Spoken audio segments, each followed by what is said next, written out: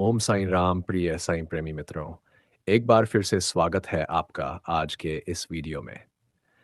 शिरडी के साईं बाबा आध्यात्मिक रूप से एक जीवित संत, सद्गुरु और करुणामूर्ति है, जो हर भक्त को आत्मज्ञान और ईश्वर प्राप्ति के मार्ग पर प्रेरित करते हैं।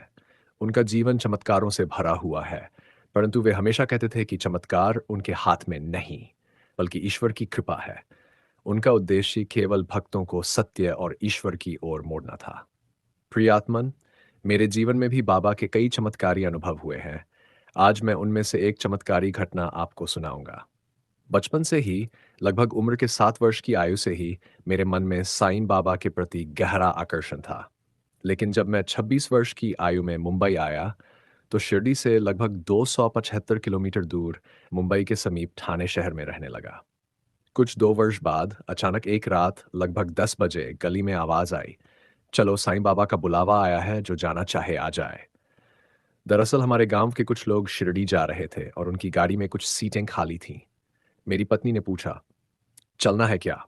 लेकिन मैंने मना कर दिया, क्योंकि अचानक बिना तैयारी के कैसे जाते, और उस समय पर्याप्त पैसे भी नहीं थे। बाद में गांव वालों ने पूछा, आप क्यों नहीं आए? जब मैंने उन्हें बताया कि रुपए नहीं थे, तो उन्होंने कहा, अरे आने जाने का भाड़ा तो लगने ही नहीं वाला था। इसके बाद मैं जीवन के संघर्षों में व्यस्त हो गया। हालांकि ठाणे शहर के साईं बाबा मंदिरों में अक्सर जाता रहा। साईं बाबा को दिल से मानता था और जीवन के उतार चढ़ाव में आत्म साक्षात्कार की अनुभूति भी हुई। आत्म साक्षात्कार के उन दिनों में भी मैंने बाबा को ही गुरु स्थान पर रखा। ऐसे ही एक बार जब मैं पास के साईं मंदिर गया, तो आरती के बाद थोड़ी देर मंदिर में बैठा रहा।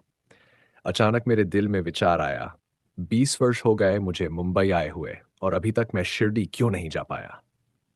तभी मेरे मन में बाबा के वचन गूंज उठे, मेरे भक्त चाहे 7 समुद्र पार क्यों न हो, मैं उन्हें स्वयं बुलाता हूँ।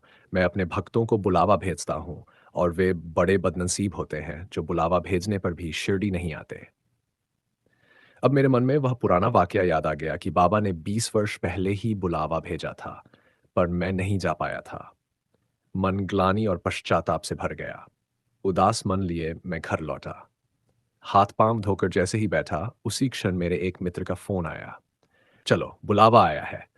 मैंने पूछा, कहाँ का बुलावा? उन्होंने कहा, साईं बाबा का बुलावा आया है। उन्होंने बताया कि उनकी बेटी की शादी कार्ड बाबा को देने जाना है, और आज ही 1 घंटे बाद निकलना है। बस फिर क्या था, हम दोनों एक ही बाइक से शिरडी के लिए रवाना हो गए। ये मेरी शिरडी की प्रथम यात्रा थी। इसके बाद तो प्रतिवर्ष 2 से 3 बार शिरडी जाना होता ही है। जब भी बाबा से मिलने की इच्छा होती है, मैं बाबा से प्रार्थना करता हूँ, बुला लो बाबा। और चाहे कितनी भी परेशानियां हो, बाबा स्वयं सब इंतजाम कर देते हैं। प्रिय आत्मी, ऐसे ही बाबा के अनेक चमत्कारी अनुभव मेरे जीवन में हुए हैं, जिन्हें मैं आपको अगली वीडियो में सुनाऊंगा।